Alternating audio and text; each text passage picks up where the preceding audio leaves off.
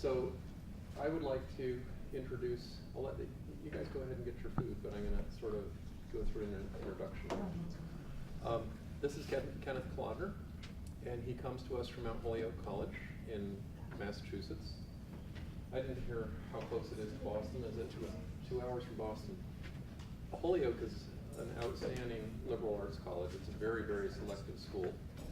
He's a limited term faculty there, which means that he's looking for a permanent job. And we had a bunch of really, really good candidates, and Ken was obviously one of the top ones, or he wouldn't be here. He was educated at Harvard. He got his PhD from Harvard, and then he moved to a different lab, also at Harvard, and did mouse neurobiology for a while. And then when he went to Holyoke, he went back to studying fruit flies, because fruit flies are much easier to work with in an undergraduate setting where you don't have big, expensive, highly funded labs. And they're easier for the undergraduates to work with, and it's easier to get work done with smaller budgets. The theme of pretty much all of his work has been neurodegenerative disease, and using either fruit flies or mice, and then back to fruit flies as a model. And so I'm really pleased to introduce him, and I thank you for coming. Thank you, Jim, and thank you all. I've enjoyed meeting all the students and faculty. I've really had a great visit. And so, thank you for coming on Halloween. And so today, I'll be telling you about my studies investigating neuronal glial interactions in the Drosophila model of Alzheimer's disease. As Jim pointed out, these studies started when I was a graduate student in Mel Feeney's lab, and they continued in my own lab at Mount Holyoke College. And so I just want to say, if at any point you have any questions, please feel free to stop and ask questions. So my talk today will consist of 4 parts. First, I'll give you background on Alzheimer's disease, or I'll often refer to it as AD. I'll talk about a protein implicated in the disease process of Alzheimer's called tau. And then I'll introduce you to your other brain cells in your brain, the glial cells. Then I will talk about how one goes about using the fruit fly, Drosophila melanogaster, to model a human disease. And then I'll tell you how I generated and characterized the Drosophila model of Alzheimer's disease in glial cells. And finally, I'll talk about current projects in the lab, as well as where I see future projects going.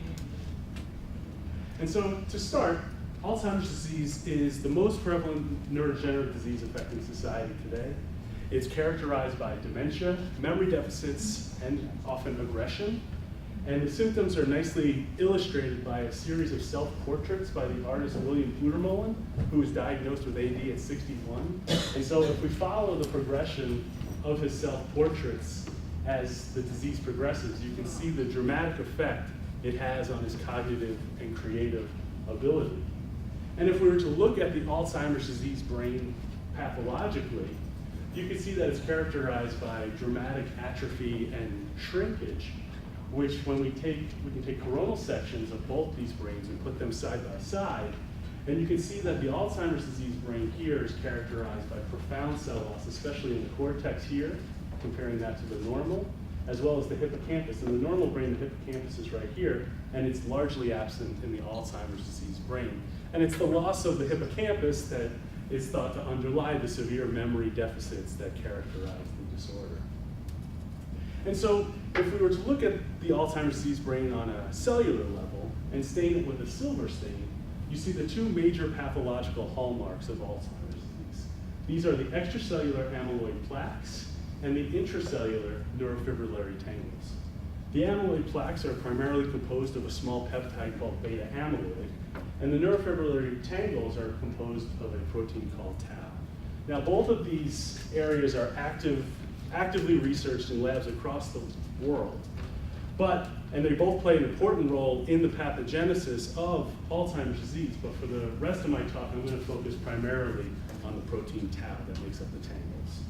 So what is tau? Tau is a microtubule-associated protein that's thought to stabilize microtubules.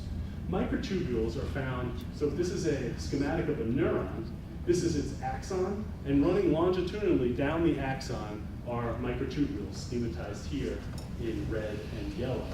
And these white entities here are the tau protein, and they bind to and stabilize the microtubule.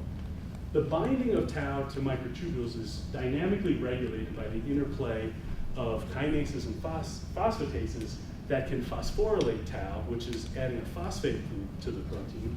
And in so doing, when tau is phosphorylated, it detaches from the microtubule, and when the phosphate group is removed, it will reattach to the microtubule. Somehow, this phosphorylation, it's not known exactly how, but the phosphorylation of the tau protein makes it more sticky, and the hyperphosphorylated tau aggregates and co-aggregates together to ultimately form the neurofibrillary tangles that populate the Alzheimer's disease brain. Now, when you look in the Alzheimer's disease brain, in addition to these neurofibrillary tangles, which are found in regions of dramatic cell loss, you will also find what are called glial fibrillary tangles. These are tangles also composed of hyperphosphorylated tau, but instead of being found in neurons, these are found in the glial cells of your brain.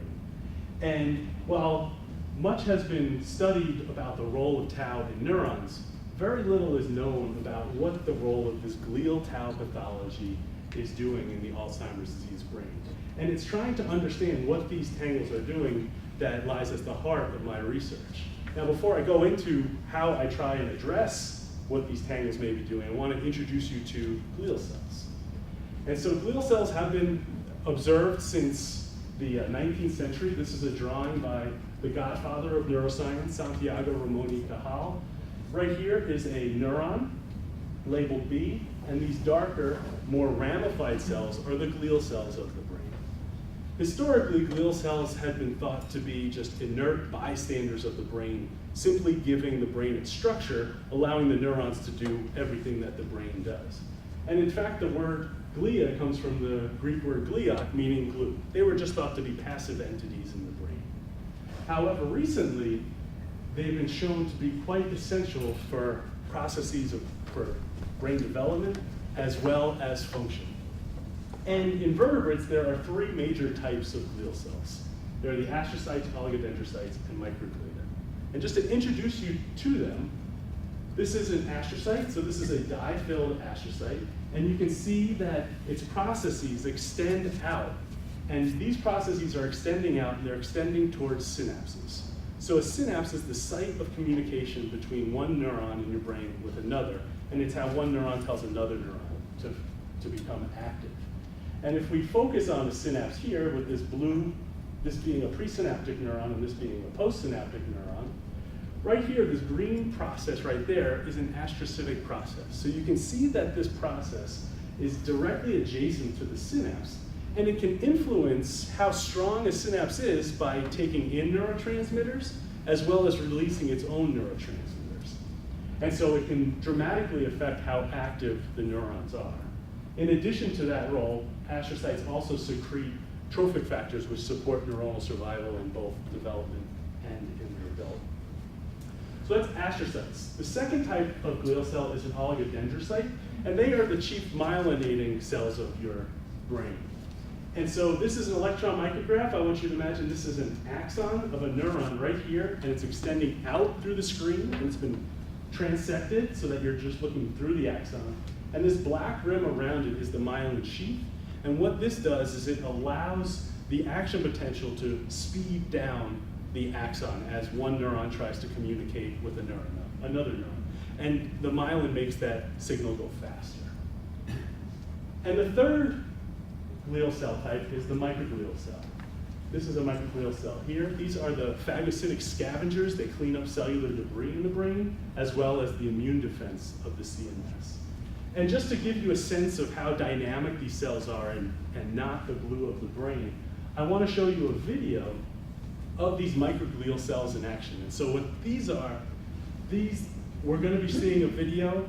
These are mice that have been engineered to have their microglial cells express fluorescent protein. In the video, that's going to be white. And you're going to see in the beginning of the video, their processes are moving around and they're sampling the environment. They're ready to respond to any insult. They're sort of the first responders of the brain. And the experimenters are going to induce a focal laser lesion into the brain. Oh, and I should say, these mice, they've taken a piece of the skull off, and they've replaced it with a cover slip and put a fluorescent microscope on top, so you can watch what the microglia are doing in the brain. And then they're going to have a little laser lesion, and we're going to see what the microglia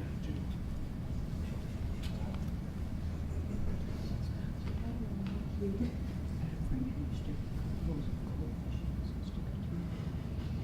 So here's a microglial, here's a microglia. These are all individual microglial cells. And in the beginning, you'll see that their processes are moving about, and then a lesion will come in right around here, and you'll see how they react.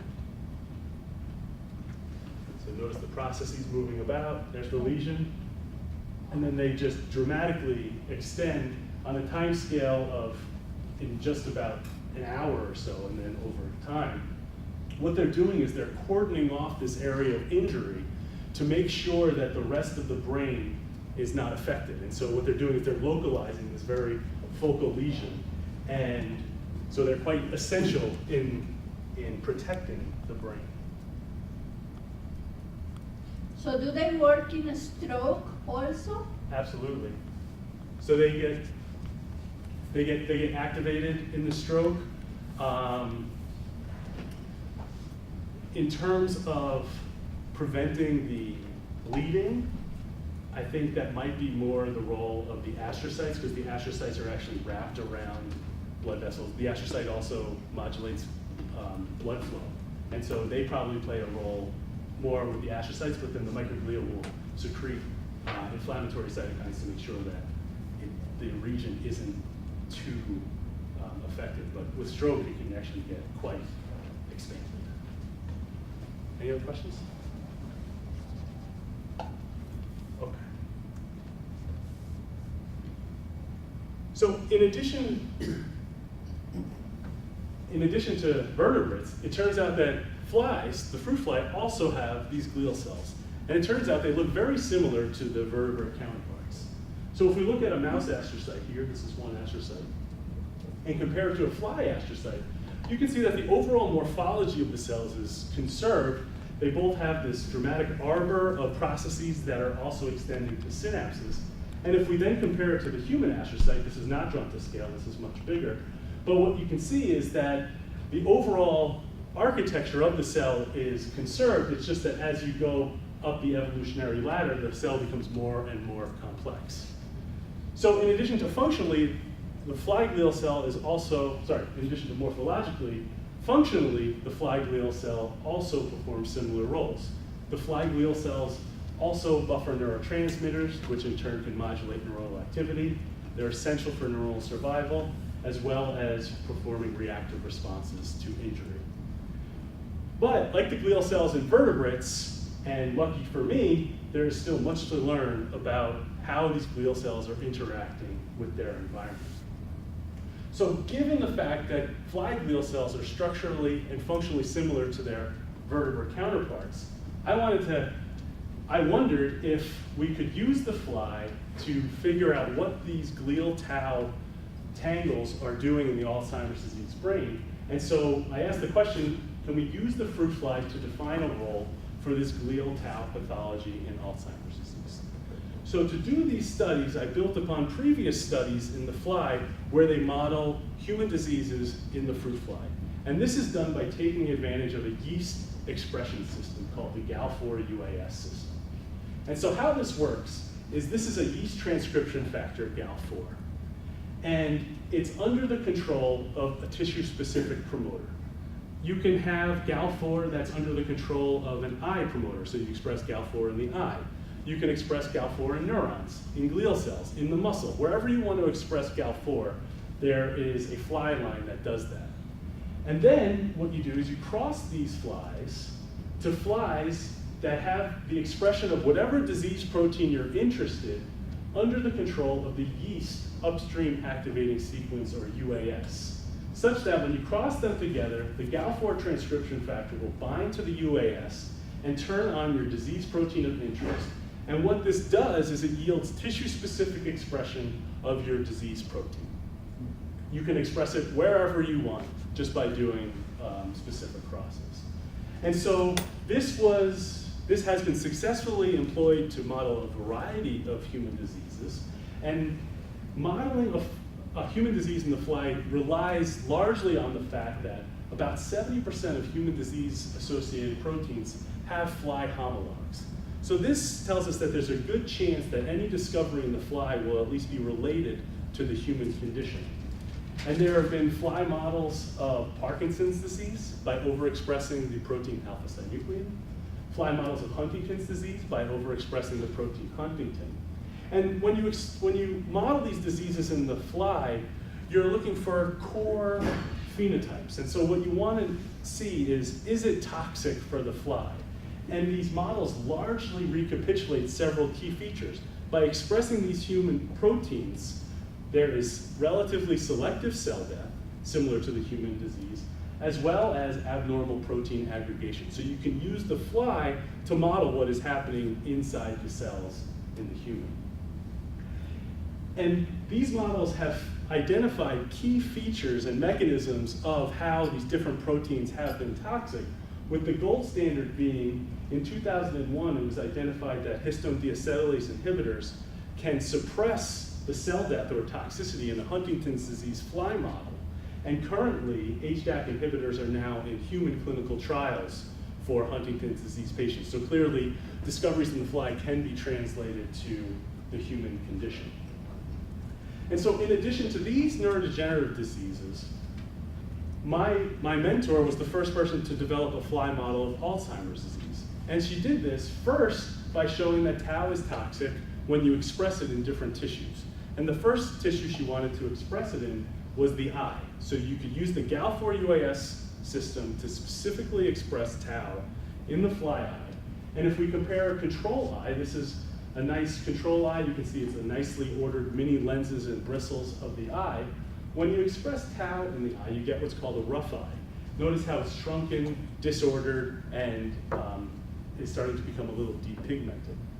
So this tells us that the expression of human tau in the fly eye is toxic to the cells. And so my mentor went on to ask, if we express it in neurons, would it also be toxic?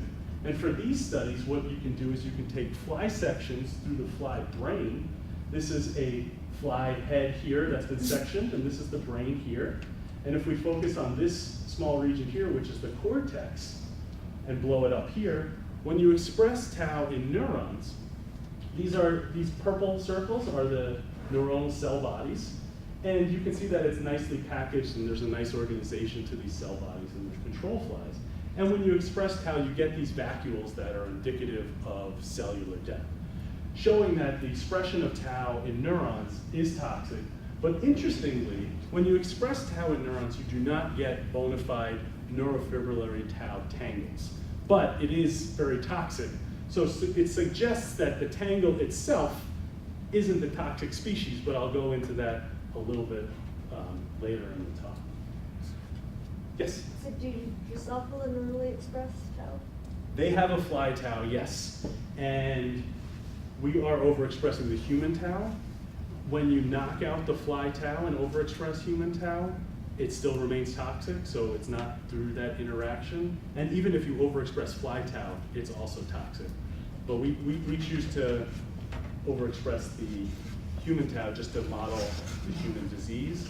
But what that helps with is that it probably has interacting partners where the other proteins involved that interact with tau will also interact with human tau. If you knock out fly tau, is there a overt phenotype of the fly? Is it dead? Yeah, you can't completely knock it out, but you can knock it down, I think, to about 90%. And when you express human tau, it's still toxic. Any other questions?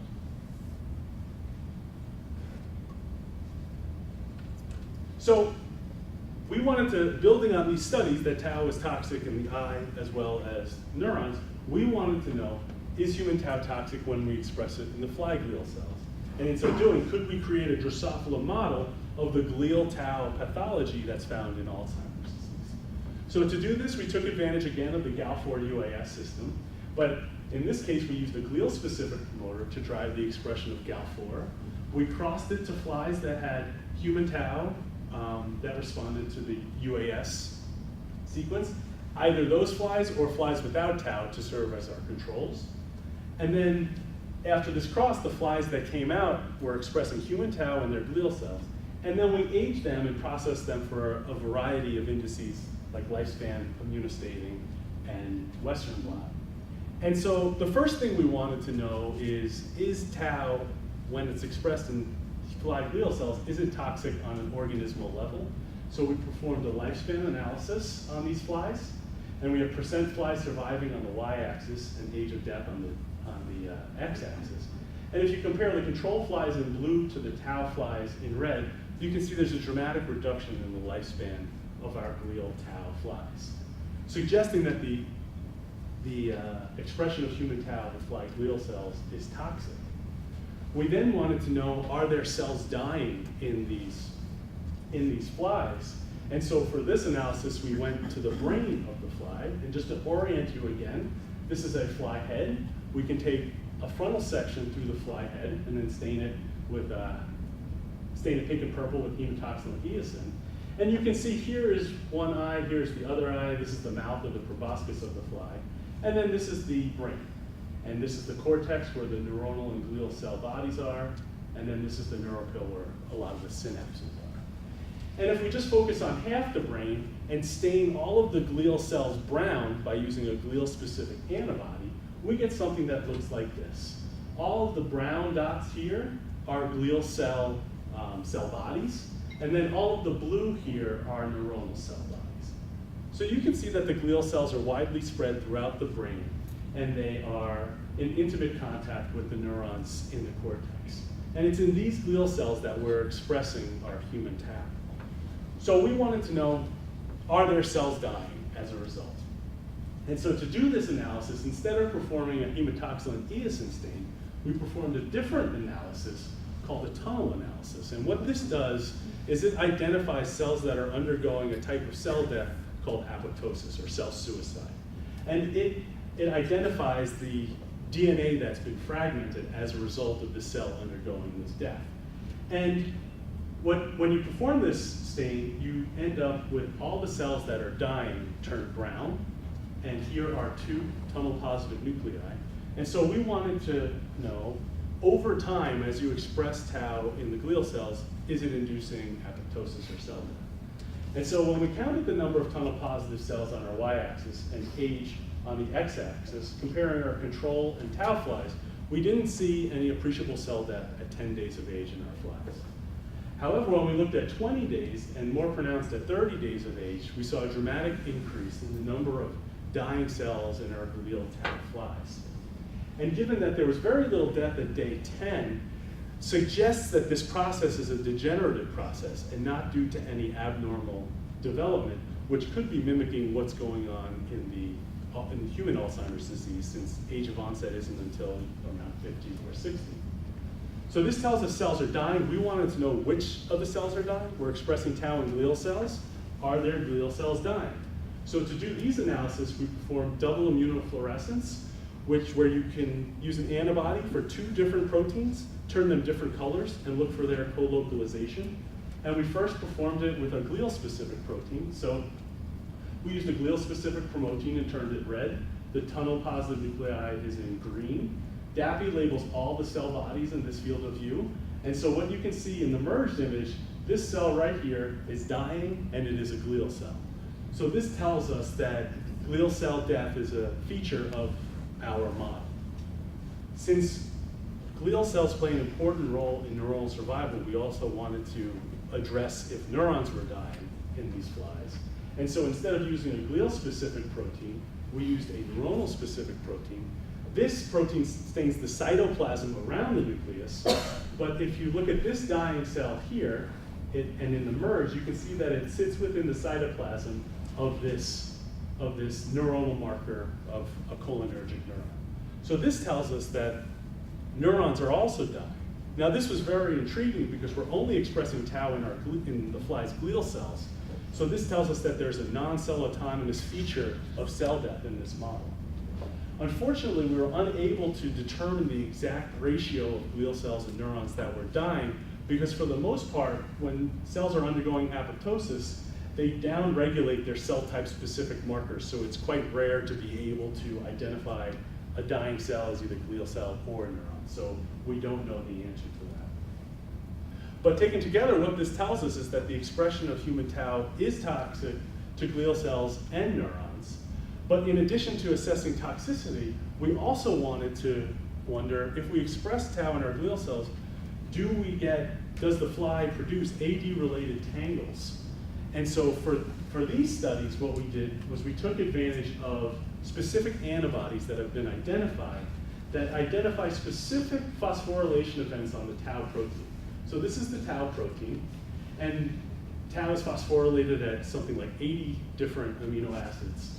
But there are specific phosphorylation events, like at this serine threonine. When these two residues are phosphorylated, there's an antibody that recognizes those two events.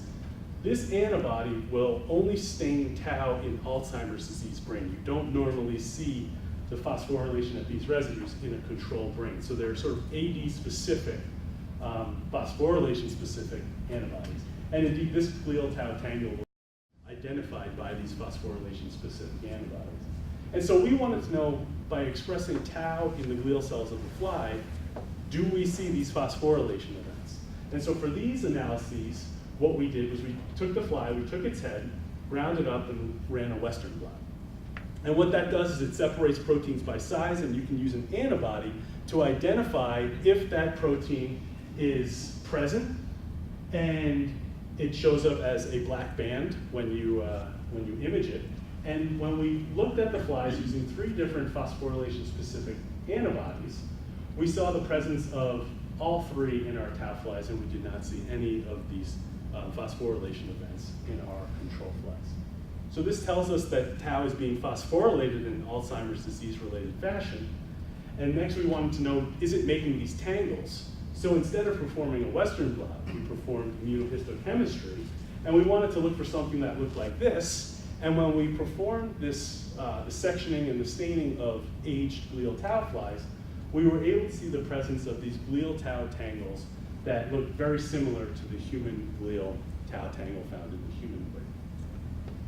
So this tells us that tangles are also forming. And so to summarize this first part of the talk, what I've shown you is that we've successfully created a Drosophila model of glial tau for Alzheimer's disease. And I've shown you that the expression of human tau in Drosophila glial cells is toxic. It results in a reduction in lifespan, and this lifespan is also characterized by age-dependent cell death of both glial cells and neurons. And the cell death is also accompanied by the formation of glial fibrillary tau tangles. And so this was the state of the project when I started my lab at Mount Holyoke. And I wanted to build on these initial studies to try and investigate what is happening in neuroglial signaling, as well as what might be the role of these glial tau tangles. And so to address these questions, studies in my lab are directed towards answering 2 major questions. First is, how does tau-mediated disruption of neuronal glial dynamics contribute to the progression of Alzheimer's disease?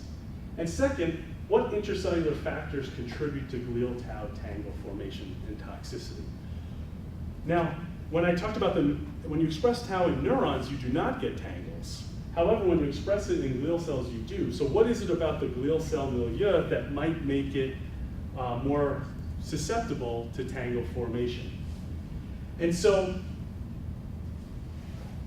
for the rest of my talk, what I'm going to present is some preliminary evidence that was generated in my lab to try and address these questions. But my goal is to try and give you an idea of the questions that we can ask in my lab, as well as the techniques that we'll be using to address the questions.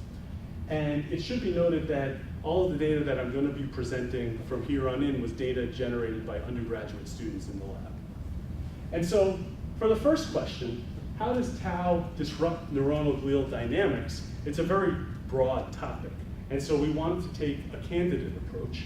And we wanted to look both at the cellular and molecular level, as well as take a more systems level approach to behavior. How might neuroglial interactions be interacting at a behavioral level? And so we wanted to pick a candidate that was implicated in Alzheimer's disease, as well as implicated in neuronal glial signaling. And so we chose the candidate of norepinephrine. And so norepinephrine is a neurotransmitter, a neuromodulator, that regulates alertness and aggression in the brain. And the major source is the locus ceruleus in the brainstem here, and it produces the large majority of the norepinephrine for the brain. Now in Alzheimer's disease, these neurons degenerate early in the process of Alzheimer's. As well, when you look in the locus ceruleus, they display extensive tau pathology.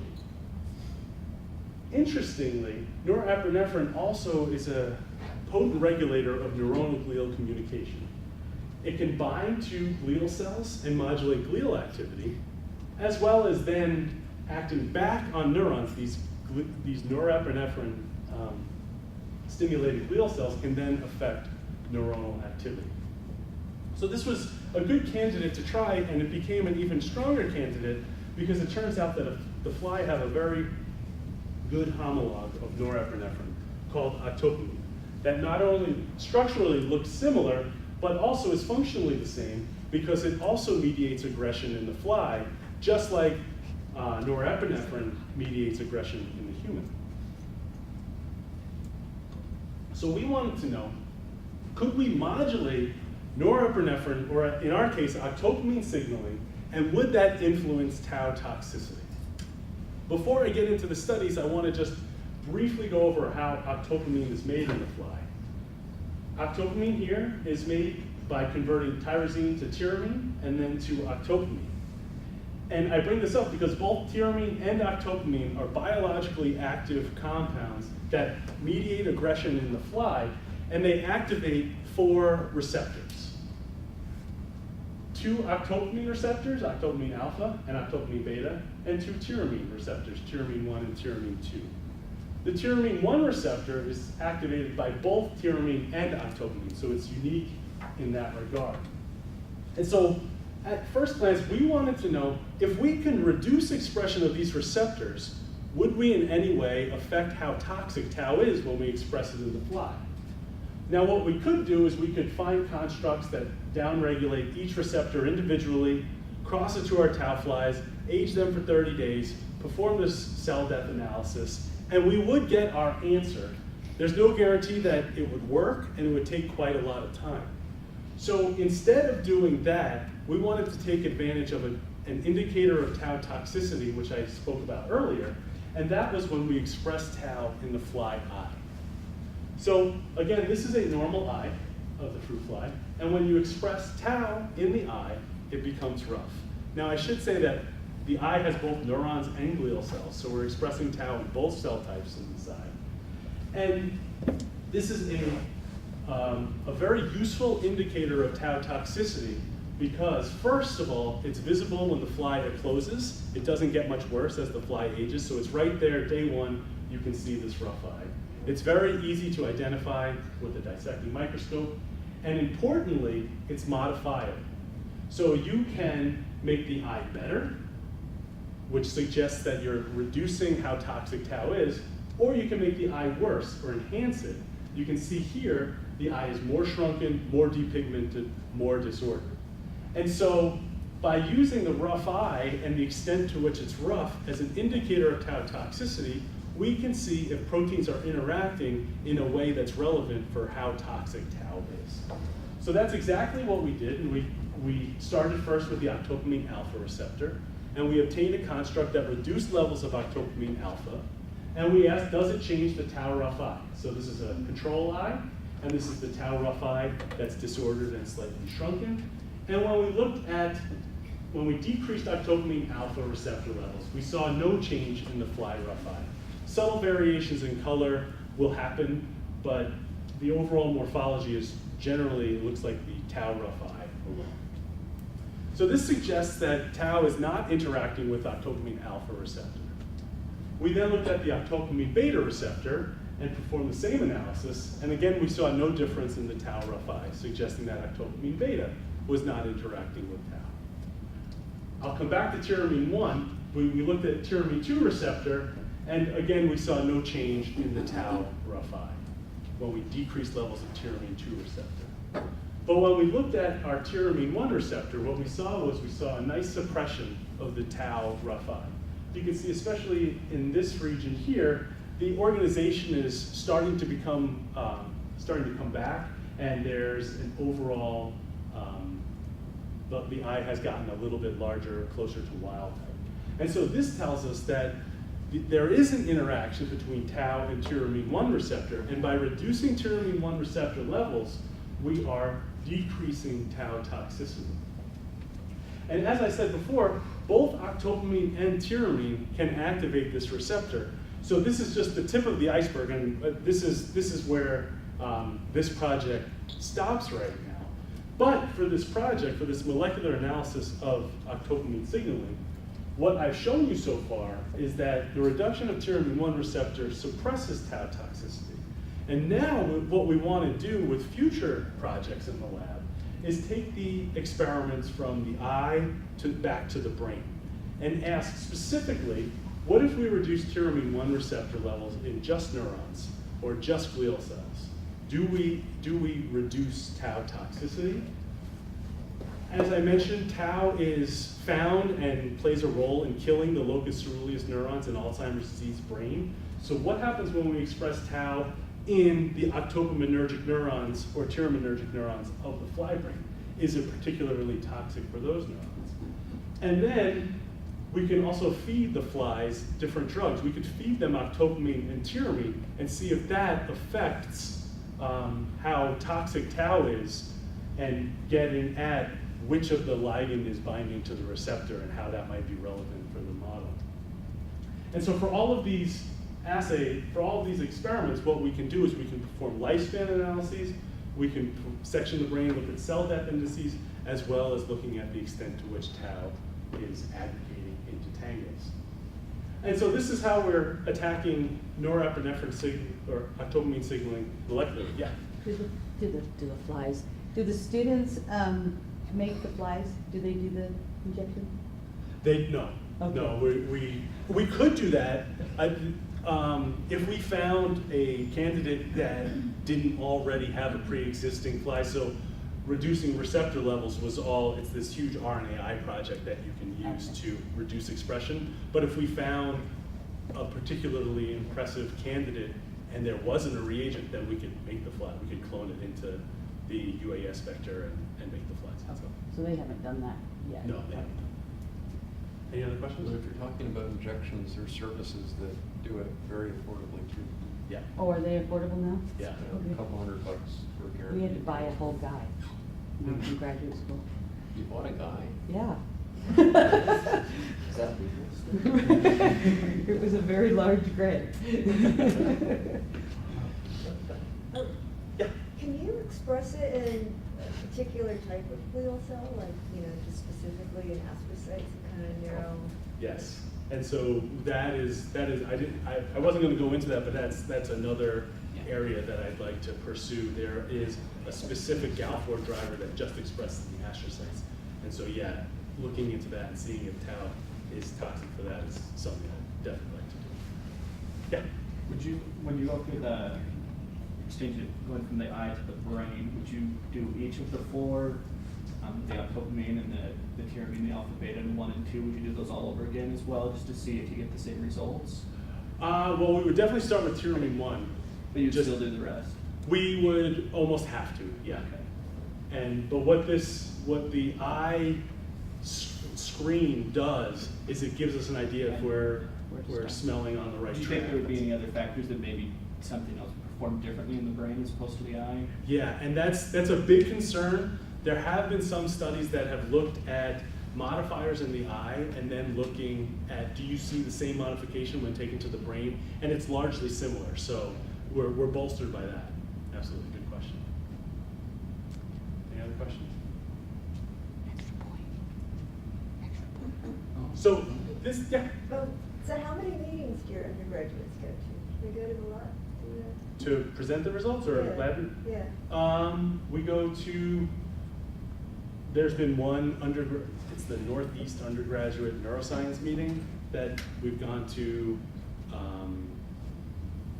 We went once and we'll go again this year, so once a year. And what I'd like to do is go to Society for Neuroscience, because they have, in addition to the huge, it's a 30,000 person convention, in addition to the huge poster session, there's also one night where it's specifically for undergrads.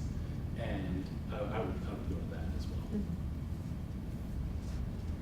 And so, in addition to this molecular approach, as I mentioned before, octopamine plays a role in behavior. And so we wanted to see if we could determine to what extent tau disrupts this behavior, because largely the role of glial cells in behavior is largely unknown. And so we focused on the behavior that both norepinephrine and octopamine modulate, which is aggression. And about a third of Alzheimer's disease patients exhibit forms of aggression. Now, it's unclear if this is a manifestation of their frustration due to their memory deficits, but there does seem to be a correlation between the extent of locus coeruleus cell loss and aggression in some dementia patients. So it might have a basis in the physiology. And as I mentioned before, octopamine modulates aggression in the fly, much like norepinephrine modulates aggression in humans.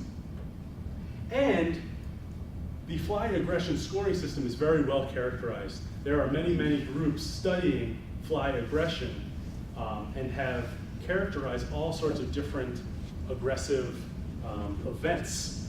And what we can do is we can take this scoring system and apply it to our flies and ask a very simple question: are our tau flies more aggressive? And I don't have the answer to that. I've had a couple students in the lab trying to get the aggression assay up and running, and I have one of the first videos that shows that it is up and running.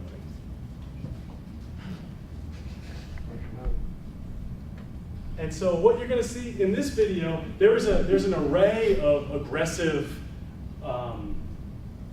features that can happen. Flies, we're going to see a short wing threat, a long wing threat, as well as some low-level fencing. We have yet to see some of the high-level aggression, which is headbutting and lunging and things like that, but these are stereotyped and well-described, and we expect to see them. And just to give you a flavor of what this looks like,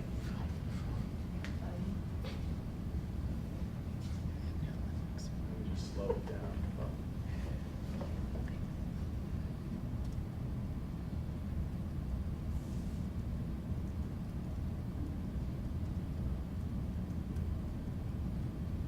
So what we have, we're going to see, so I'm just going to pause it for a second. So we have two flies. It's a little difficult to see, but you can see the one fly is painted blue, so you can tell which fly is which. And we're going to see some short wing threats from this fly, and then a couple long wing threats, and then you'll see some low-level fencing, and I'll try and point it out. Are they fighting over a female? Oh yes, and so what this is a decapitated female, unfortunately. That's what brings them to the food. And so this is the little food vial that they're fighting over, the territory. And so you just have this very circumscribed territory that they fight over, and you just need a video camera right there. You can record it and then play it back and score it and see how aggressive these flies are. So yeah, it's a little. And so now you can see the short wing threat right there. And now you'll start seeing some fencing with the arms. There's some low-level fencing, and there was another wing threat. Oh, those were snap kicks. Right, and now you're going to see a long, high fives. and so that is a long wing threat. And so what we can do is we can score these flies and ask, at first, the very basic question.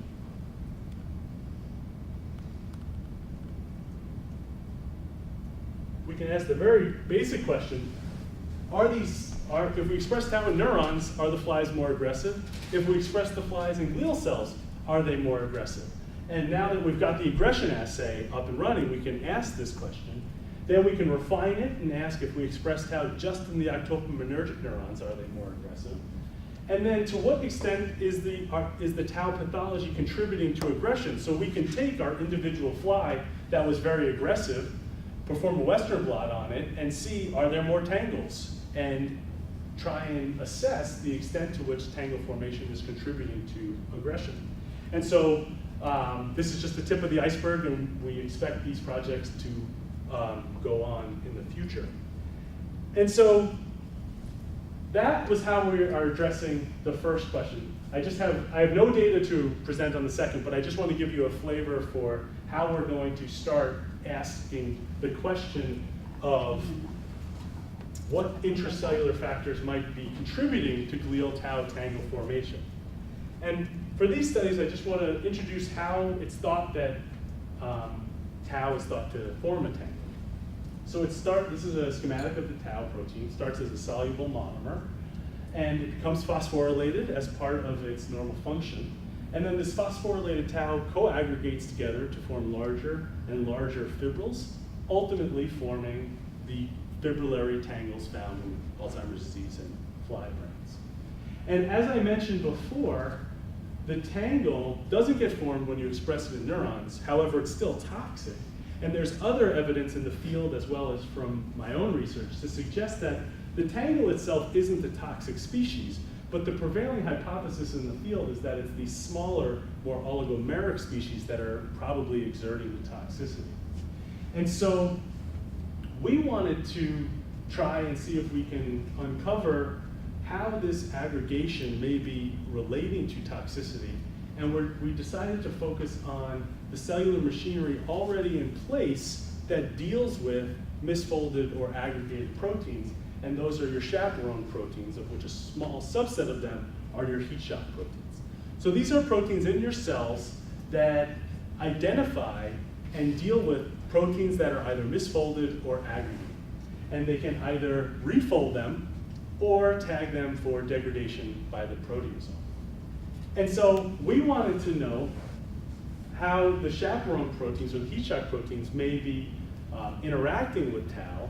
And these studies are building on a very recent finding that tau itself can actually alter gene expression. And so given this, we want to know, does tau affect heat shock protein expression? And specifically, we want to look in our glial tau flies, since tau is aggregating. And so how we're going to attack this question is we're going to perform quantitative PCR and look at mRNA levels of flies at different ages as the fly ages. There are 8 heat shock proteins in the fly, so we're going to take an unbiased approach. And we've designed primers for all of the heat shock proteins. We are testing their efficiencies right now.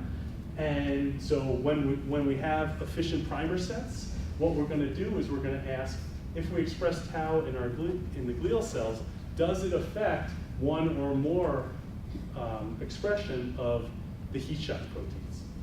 And then further down the line, since tangles form here but not here, is there a differential effect of tau on heat shock proteins? Does tau affect the expression of one heat shock protein when expressed in the glial cell, but not in the neuron? And might that be relevant for tangle formation? And then hopefully we will then identify candidates in which to follow up. And then if we need to, we will make flies that either overexpress or reduce expression of those heat shock proteins. And then for all of these studies, we'll look at, does it affect tau tangle formation as well as cell death?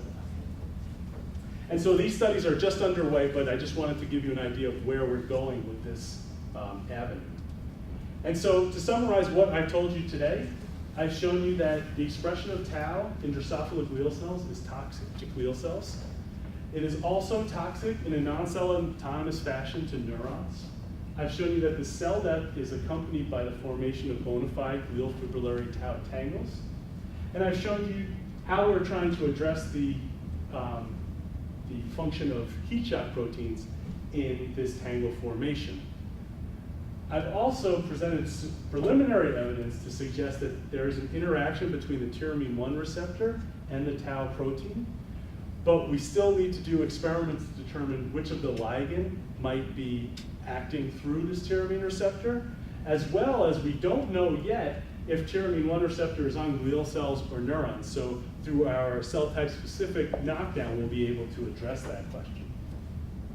And so for these studies, in addition to looking at these molecular interactions, we also want to look at how neuronal glial dynamics affect the fly at a systems level and looking at aggression assays. And so for all of these experiments, we're going to perform a wide array of techniques to try and address these questions, from the rough eye to frontal sections and histology and immunofluorescence, Western blot analysis, lifespan analysis, as well as behavior. And so hopefully, using these techniques and applying it to our glial tau model, we can identify key mechanisms of tau toxicity, as well as understand more fundamentally the role that glial cells play in the brain. And so with that, I'd like to thank all the people that contributed to this work, all of the students in my lab. These are all the undergraduate students that have worked in my lab who were fantastic. I'd like to thank my mentor, Mel, for being a wonderful mentor, Marion and Blanca with microscope help, Thomas in the machine shop, as well as the following people for fly stocks. And so I'd like to thank you all for your attention, and I'd be happy to take any more questions.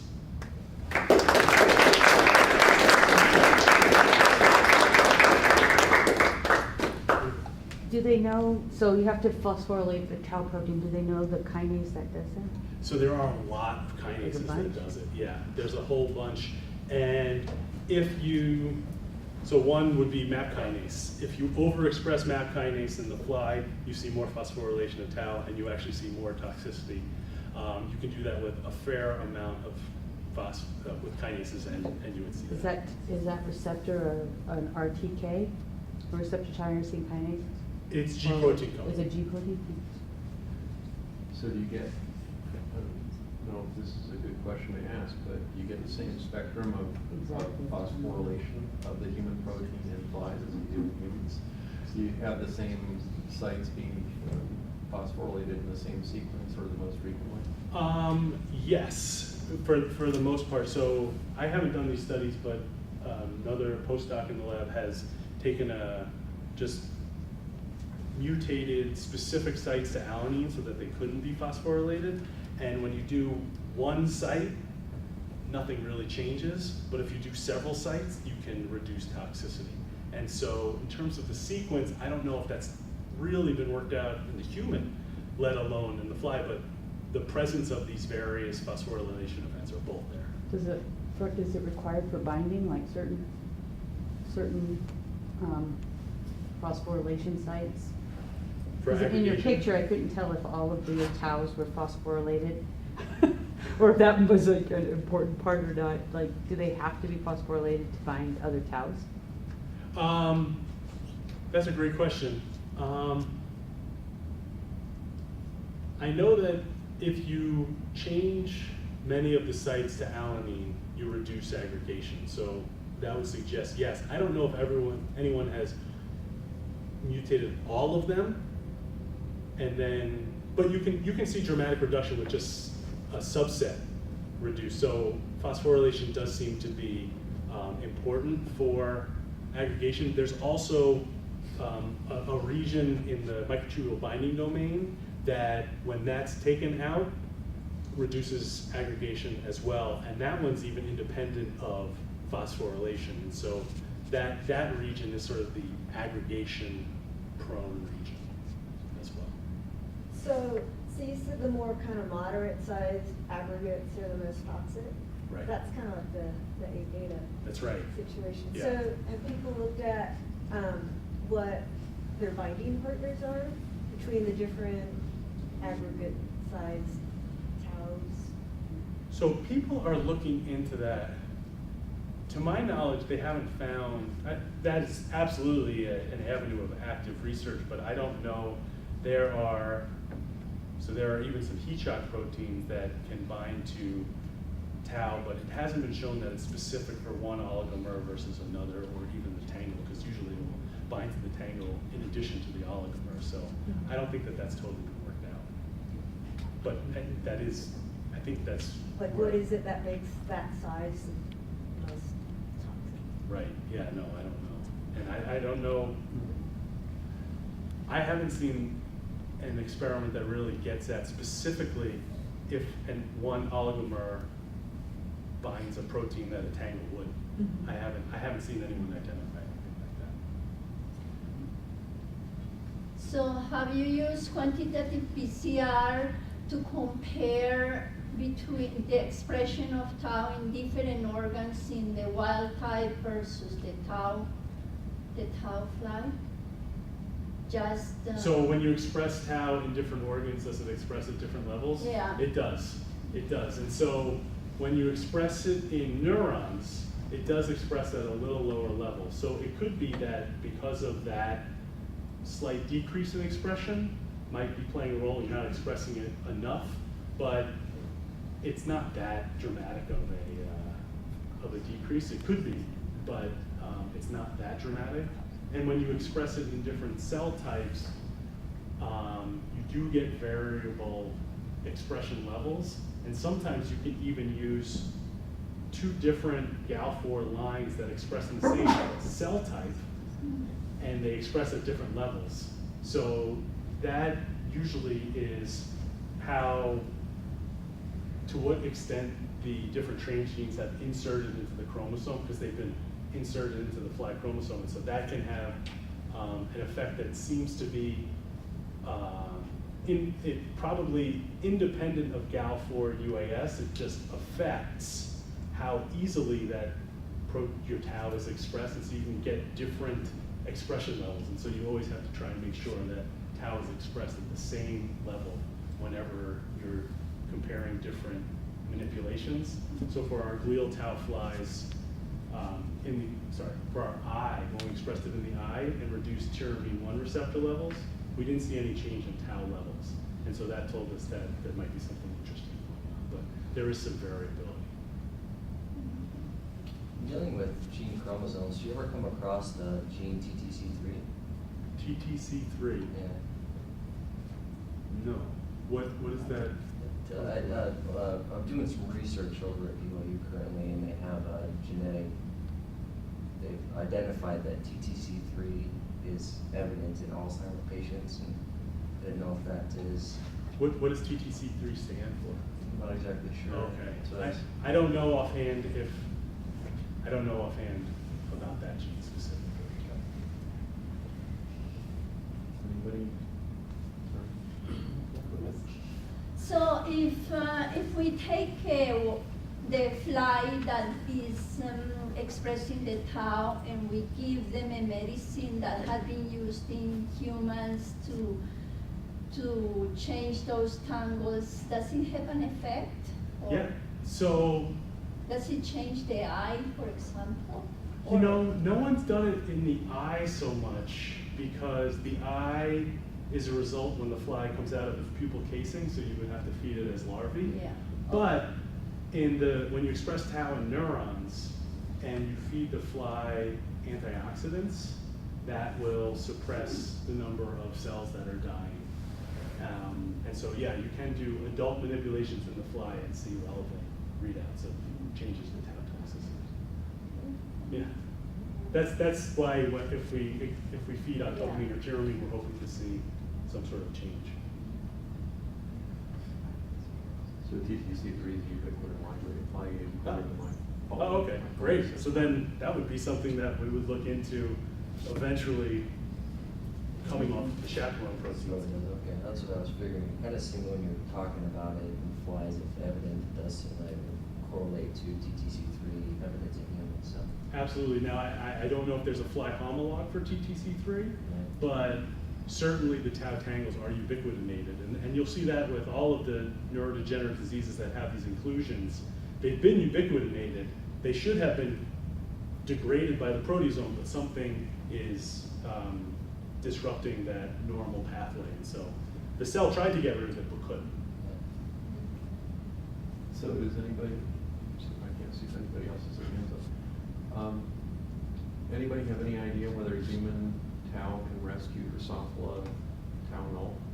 Or is there a reduction of severity phenotype or something?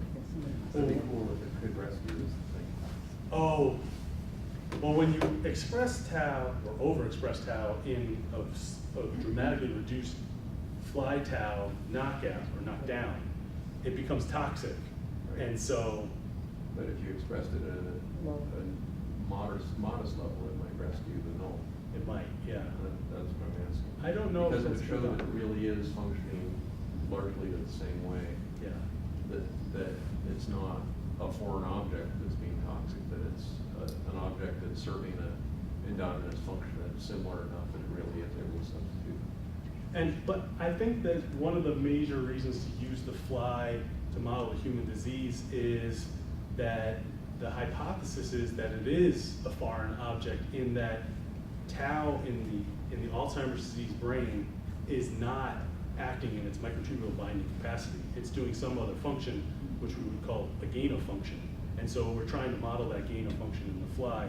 So in a way, it would be interesting to see if it would bind the microtubules in the fly, but that is not the hypothesis that we're working under. And I don't know if anyone's actually shown that it would actually be an easy experiment. You can just do it in cell culture, just express it even with fly tau and see if it binds there. And I don't know if anyone's, I know that it will localize to the axon, so that suggests to me that it can also bind the fly microtubules. Any other questions? Well, then let's thank the speaker again.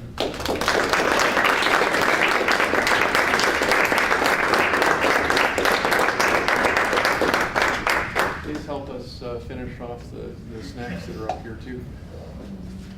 Hang around and visit for peanuts.